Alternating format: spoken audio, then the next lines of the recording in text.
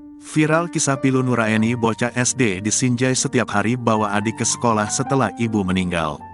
Kisah pilu dialami seorang murid sekolah dasar di Desa Barania, Kecamatan Sinjai Barat, Kabupaten Sinjai. Murid SD perempuan itu bernama Nuraeni yang baru berusia 7 tahun. Diketahui, Nuraeni kini duduk di bangku kelas 2 MI atau SD Madako Sinjai. Kisahnya viral setelah ia sehari-hari membawa adiknya ke sekolah. Momen tersebut terekam di media sosial, salah satunya diunggah di akun @gerakmenebarkebaikan. Dalam video yang diunggah, Nuraeni yang duduk di kursi paling depan itu tampak menggendong adiknya yang tertidur. Sambil menggendong adiknya, Nuraeni tampak tetap fokus menulis pembelajaran. Di slide foto selanjutnya, adik laki-laki Nuraeni itu tampak ikut duduk di samping Nuraeni. Ia tampaknya anteng ikut sekolah bersama dengan kakaknya tersebut. Diketahui, ibu Nuraeni sudah meninggal dunia sekitar 1 tahun lalu.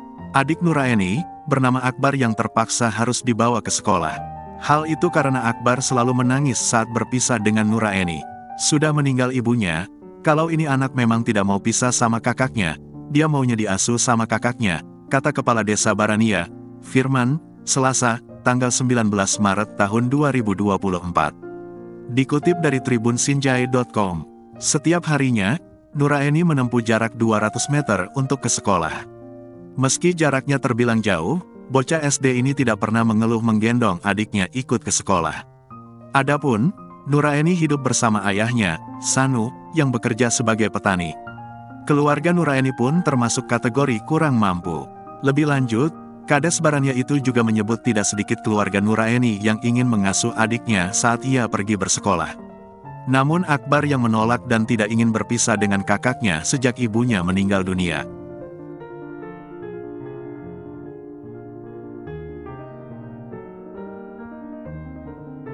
Download Tribun X sekarang, menghadirkan lokal menjadi Indonesia.